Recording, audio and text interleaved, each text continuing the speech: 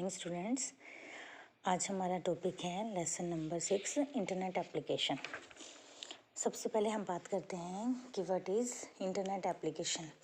हम सभी जानते हैं कि internet is a world wide collection of computer networks cooperating with each other to exchange data using a common software standard. कि actual में internet है क्या? ये एक ऐसा सॉफ्टवेयर है जो हमें पूरे वर्ल्ड के अंदर कंप्यूटर का कनेक्शंस होता है, हमें फैसिलिटी प्रोवाइड करता है, काफ़ी सर्विसेज हमें प्रोवाइड करता है, जैसे कि इंटरनेट बैंकिंग होगी, ऑनलाइन शॉपिंग होगी, ऑनलाइन टिकट बुकिंग होगी, ऑनलाइन बिल पेमेंट होगी, ईमेल होगी, चैटिंग होगी, कम्युनिकेशन होगी। हम आपस में एक दूसरे से दूर बैठे हुए भी कम्युनिकेशन कर सकते हैं, ऑनलाइन गेम्स खेल सकते हैं, सॉन्ग्स चला सकते हैं, वीडियोस चला सकते हैं, सोशल नेटवर्किंग ऐप्स हैं। ये सारी क्या कहलाती हैं? इंटरनेट एप्लीकेशन के अंडर आती है। ये हमें जो इलेक्ट्रॉनिक कॉमर्स होता है वो हमें क्या अलाउ करता है? बिजनेस डील कंडक्ट करने के लिए भी हमें ये अलाउ करता है। कैसे? इलेक्ट्रॉनिक सिस्टम के थ्रू। आप लोगों ने आजकल देखा होगा जो हमारी वोटिंग्स होती है, इलेक्शंस होते हैं, वो भी इलेक्ट्रॉनिक ही तरीके से होते हैं। हमें सिर्फ बटन प्रेस करना होता है साइन के आगे, हमें कोई अंगूठा नहीं लगाना था, हमें कुछ नहीं करना होता। ठीक है। इसमें अब हम छोटा ब्रीफ से डिफाइन करेंगे कि व्हाट इज़ ईमेल। ईमेल क्या है? इसकी फुल फॉर्म होती है इलेक्ट्रॉनिक में। It is one of the most widely used feature of the internet along with the web. ये वेबसाइट के साथ लिंक होता है और इसके अंदर ये इसका एडवांस फीचर है कि हम अपने मैसेज को ये हमें क्या अलाउ करता है? सेंड भी कर सकते हैं, हम अपने मैसेज को रिसीव भी कर सकते हैं फ्रॉम एनीवन। ईमेल एड्रेस होना चाहिए हमें उस पर्सन का हमारे पास, हम उसके पास अपना किसी भी टाइप का कम्युनिकेशन कर सकते हैं, किसी भी टाइप के डॉक्यूमेंट को सेंड कर सकते हैं। ये कैसे? Multiple protocols with in the TCP/IP suit. ये क्या होता है? मल्टीपल प्रोटोकॉल्स, हर एक पीसी के अंदर प्रोटोकॉल होते हैं। ठीक है। इंटरनेट के अंदर हम लोग जब भी डाटा ट्रांसफ़र होता है हमारा, तो वो प्रोटोकॉल के रूप में होता है। वी मस्ट डिफाइन, हमें अपना पासवर्ड, हमें अपना ईमेल एड्रेस सेंड करने के लिए ज़रूर चाहिए होता है कि अगर आपने किसी को मैसेज पास करना है, सबसे पहले आपको किसी भी एक वेबसाइट के ऊपर जाके अपना ईमेल आईडी क्रिएट करना पड़ता है। ईमेल आईडी क्रिएट करने के बाद आपको एक छोटा सा फॉर्म फिल करना पड़ता है। उस फॉर्म के अंदर कुछ एक आपकी जनरल इन्फॉर्मेशन होती है, जैसे कि name, date of birth, last name, gender हो गया, ईमेल एड्रेस क्या भरना है आपने, पासवर्ड क्या देना है। ये सारी चीज़ें फिल करने के बाद आपकी एक आईडी बन जाती है। उस आईडी को आप उसी वेबसाइट पे बार बार ओपन कर सकते हो पासवर्ड डालने के बाद। ठीक है। तो इस टाइप से जब आपकी आईडी बन जाती है तो हम ईमेल को आसानी से सेंड कर सकते हैं। जीमेल क्या होता है? जीमेल भी एक ऐसी वेबसाइट है गूगल वालों की, जिसके ऊपर हम अपनी आईडी क्रिएट कर सकते हैं, उसके ऊपर अपने मैसेज सेंड कर सकते हैं, अपनी एड्रेस बुक तैयार कर सकते हैं। एड्रेस बुक क्या होता है बेटा? जैसे कि आपके लिंक में जितने भी पर्सन हैं, सपोज करो 50 पर्सन हैं, आप उन सब के एड्रेस को उसके अंदर सेव कर सकते हो। अब मेन बात आती है कि आपने अपना अकाउंट जीमेल के अंदर ओपन कैसे करना है। सबसे पहले ये जो मैं आपको ब्रीफ इंस्ट्रक्शंस दे रही हूँ, आप इनको सुनने के बाद, वेबसाइट पे इंटरनेट चलाने के बाद आप इसको करके देख सकते हो। क्रिएटिंग न्यू अकाउंट करने के लिए आपको क्या करना होता है बेटा?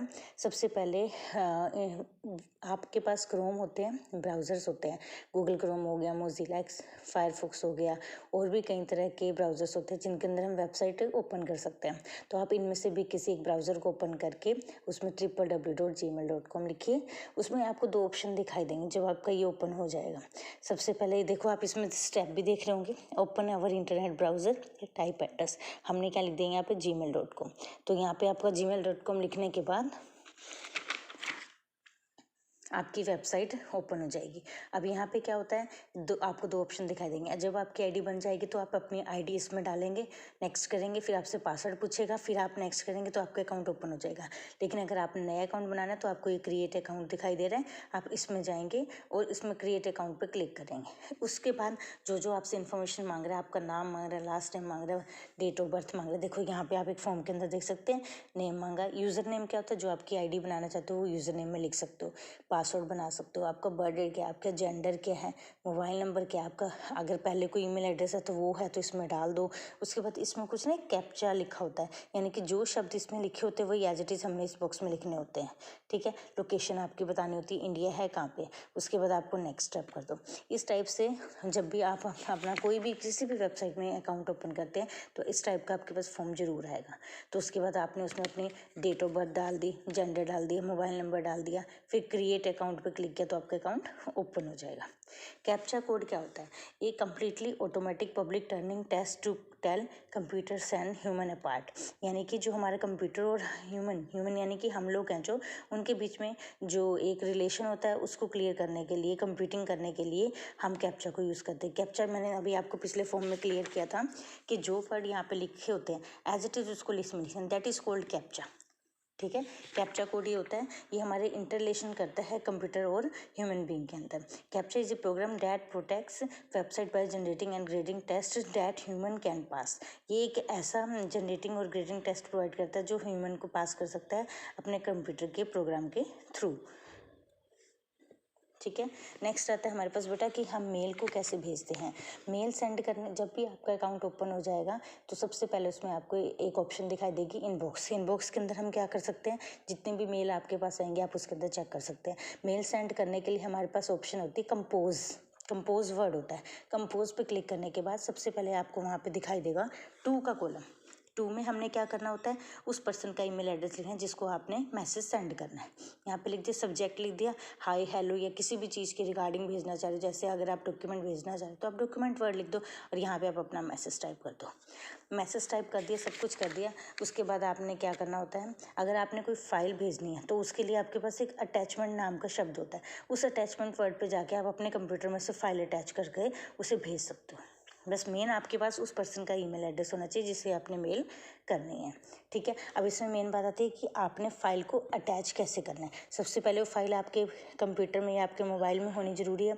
उसके बाद आपके पास इस टाइप का एक क्लिप टाइप का एक बटन दिखाई देगा। इस क्लिप के बटन पर क्लिक करते ही आपके कंप्यूटर की सारी जो मेमोरी है वो ओपन हो जाएगी, जहाँ पे आपकी फाइल स्टोर है। वहाँ से जो सी फाइल आपने लेनी है आप उसको सिलेक्ट करो। उसके बाद सेंड की ऑप्शन आएगी, उस पर ये सेंड की ऑप्शन इसके साथ ही दिखाई दे रही है। आपने टू भी फिल कर दिया, सब्जेक्ट फिल कर दिया, मैसेज लिख दिया, फाइल अटैच कर दी, उसके बाद आप सेंड पे क्लिक कर दो, आपका मैसेज उस पर्सन के पास चला जाएगा। नेक्स्ट आता है हमारे पास गूगल ऐप्स। क्या होती है बेटा, ये ऐप क्या है, एप्लीकेशन का एक एब्रीविएशन होता है। एप्लीकेशन वर्ड सुना है आपने, उसकी एक शॉर्ट फॉर्म होती है app. It is a piece of software, it is a piece of software यानी कि एक सॉफ्टवेयर का पार्ट होता है। It can run on the internet, on our computer, on our phone और अदर इलेक्ट्रॉनिक डिवाइस। ये कहाँ कहाँ चल सकता है, अपने कंप्यूटर पे, इंटरनेट पे, हमारे फ़ोन पे और जो भी कोई इलेक्ट्रॉनिक डिवाइस है उस पर। आपने देखा होगा स्मार्टफोन सभी के पास है। अगर आपको इनमें से कोई भी ऐप डाउनलोड करनी होती है तो हम ऐसे बोलते हैं कि ऐप को डाउनलोड करो। एक्चुअल क्या होती है, app is a suit of web based application form. Web based application form की बेस्ड होता है ये।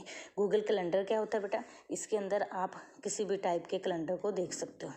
ठीक है, गूगल मैप क्या होता है, आप लोगों ने देखा होगा कि जब कभी हम सपोज करो किसी लंबे रूट पे जा रहे हैं और हमें वहाँ का रास्ता नहीं मालूम है तो हम गूगल मैप वगैरह खोल लेते हैं। उससे हमें क्या होता है कि सारा रास्ता वो साथ साथ बताता चलता है कि आपको कैसे, कितना ट्रैफिक है, कितनी दूर है, कितने घंटे लगेंगे, ये सारा आपको बताता है। लेफ्ट जाना है, राइट साइड जाना है, ये सब आपको क्लियर हो जाता है गूगल मैप के अंदर। हम ये अपने स्मार्टफोन के अंदर ओपन कर सकते हैं। नेक्स्ट आता है बेटा हमारे पास ट्रांसलेट क्या है, एक ऐसी मशीन ट्रांसलेट प्रोवाइड करती है गूगल, जो हम बोलते हैं, जो हम स्पीच करते हैं, इमेजेस है, रियल टाइम वीडियो है, उसको वन लैंग्वेज से अनदर लैंग्वेज में कन्वर्ट कर देता है। जैसे कि आप लोगों ने गूगल में मेनली देखा होगा, अगर हमें कुछ सर्च करना है या तो हम टाइप करते हैं या फिर वो स्पीकर की हेल्प से हम उसको स्पीक करके अपनी जो हमने सर्च करना है उसको बता सकते हैं और वो उसको मशीन लैंग्वेज में कन्वर्ट करके हमारे सामने ओपन कर देता है।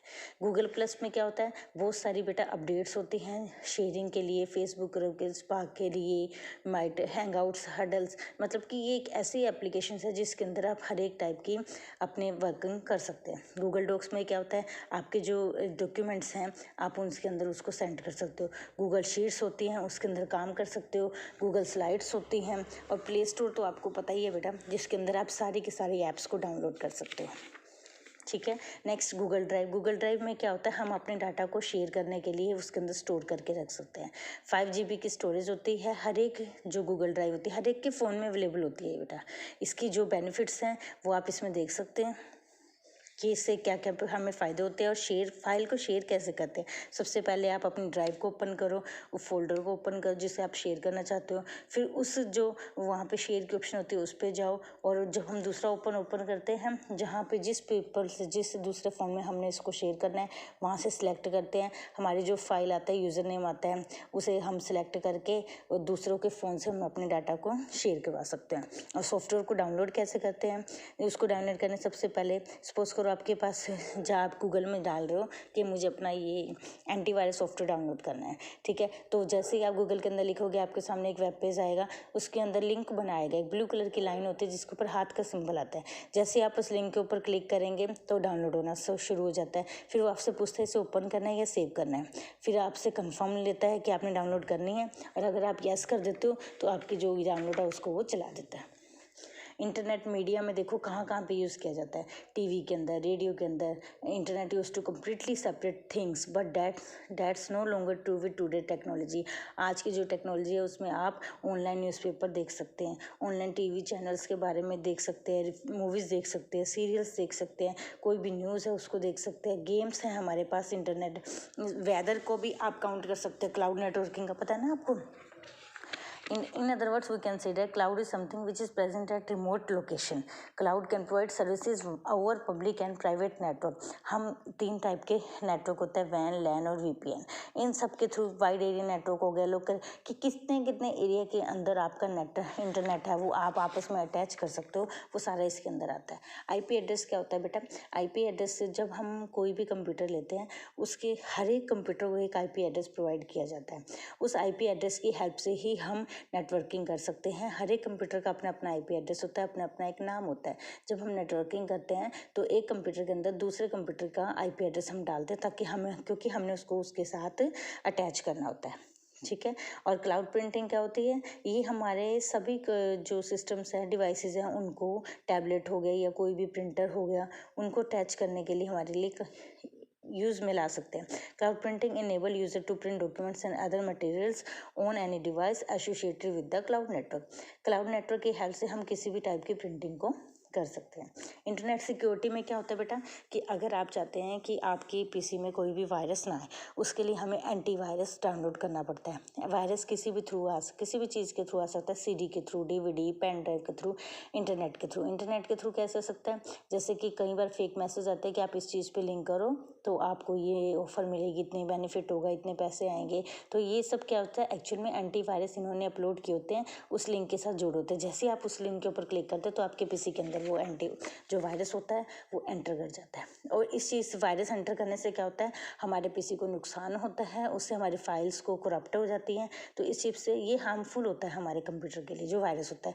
इसको बचाने के लिए हम लोग एंटीवायरस डाउनलोड करते हैं। एंटीवायरस क्या होता है, जैसे ही आप पेन ड्राइव डालेंगे आपसे पूछेगा कि आपने स्कैन करनी है, स्कैन करेंगे तो आपके वायरस को फाइंड आउट करेगा कि कहीं इस पेन ड्राइव में कोई वायरस तो नहीं है, और अगर वायरस हुआ तो उसको रिमूव कर देते हैं। फिर इससे आपका क्या होगा, विदाउट वायरस आपका जो पीसी है वो स्मूथली चलता रहता है। स्पाईवेयर क्या होता है बेटा, spyware is a program installed on our computer that sends information about us. And जो हमें स्पाईवेयर क्या होता है, हमें एक इन्फॉर्मेशन सेंड करता रहता है कि आपके पीसी में कोई वायरस तो नहीं आ रहा, कोई प्रॉब्लम तो नहीं आ रहा, कोई उसके अंदर जो दिक्कत है उसको डिटेक्ट करता है, उसको आपको मतलब इंटीमेट कर देता है कि आप अपने कंप्यूटर के अंदर इस चीज़ को सॉर्ट आउट करके रख लो, ठीक है। और ये भी एक जो ट्रोजन होता है, ये भी एक मालवेयर डिज़ाइन होता है। इसमें remote access to user computer. Trojan horses do not have the ability to replicate themselves like virus, however they can lead to viruses being installed on a machine since they allow the computer to be controlled by the Trojan creator. The term gets its name from the Greek story of the Trojan War. Trojan क्या है, एक ऐसा software है जो same ही तरीके में चलता है हमारे जो कंप्यूटर है उसकी एप्लीकेशन को सेट करने के लिए। फिजिंग क्या है, फिजिंग स्कैम क्या है, is an email fraud method in which the wrong door sends out legitimate looking email in. मैंने जैसे भी आपको बताया कि एक फ्रॉड मेथड होता है जिसमें क्या होता है, आपको एक लिंक के थ्रू इन्होंने वायरस अपडेट किया होता है, जैसे आप उसके ऊपर क्लिक करते हैं तो आपके पीसी के अंदर वो वायरस एंटर हो जाता है। डिजिटल सिग्नेचर क्या होता है बेटा? डिजिटल सिग्नेचर वो होता है कि आजकल आपको साइन करने की, स्टैंप लगाने की जरूरत नहीं है। ये हमें अगर आप कोई गवर्नमेंट एम्प्लॉय हो या कोई ऐसी पोस्ट पे हो कि आपको आपके जो सिग्नेचर हैं वो ऑनलाइन वेरीफाई हो जाते हैं, तो जब कभी भी आपकी साइन की जरूरत पड़ती है तो आपको खुद प्रेजेंट होने की जरूरत नहीं है, आप डिजिटल सिग्नेचर की हेल्प से वो काम कर सकते हैं। It is a code which is attached to an electronic transmitted document to verify its content and the sender's identity. जो सेंडर होता है, जो जैसे हम लोग हो गए, हमारी आइडेंटिटी को वेरीफाई करने के लिए डिजिटल सिग्नेचर का यूज़ किया जाता है। ठीक है, इसका ये भी मतलब होता है कि क्या वेरीफाई करना है? क्रिप्टोग्राफी को।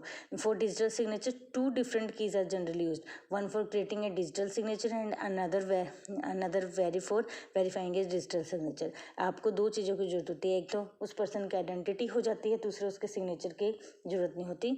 2 चीज़ों से आप अपना ये काम कर सकते हैं। मतलब कि क्या कह रहे हैं कि ये digital signature is a digital code which is attached to an electronical transmitted document to verify its contents and the sender's identity. ठीक है, और फिशिंग का भी आपको पता चल गया। एक फ्रॉड मेथड होता है जिसके थ्रू हम गलत ईमेल को आप सेंड कर सकते हो, किसी भी फाइनेंशियल होगी या किसी भी चीज़ की हैक करने के लिए हम लोग इसको यूज़ में लाते हैं। तो ये था बेटा आज आपका इंटरनेट एप्लीकेशन का चैप्टर। आप इसको मेरी वीडियो के साथ साथ अपनी बुक से अच्छे से रीड करना, आपको सारा का सारा क्लियर हो जाएगा कि क्या चीज़ कैसे होती है, कैसे हमने ईमेल सेंड करनी, क्या एंटीवायरस होता है, क्या वायरस होता है, क्या फिशिंग होती है, क्या डिजिटल सिग्नेचर होता है, कैप्चा कोड क्या होता है, गूगल ऐप्स क्या होती हैं, क्लाउड नेटवर्किंग क्या होती है, ये सारे आपको क्लियर हो जाएगा बेटा। Okay, thank you.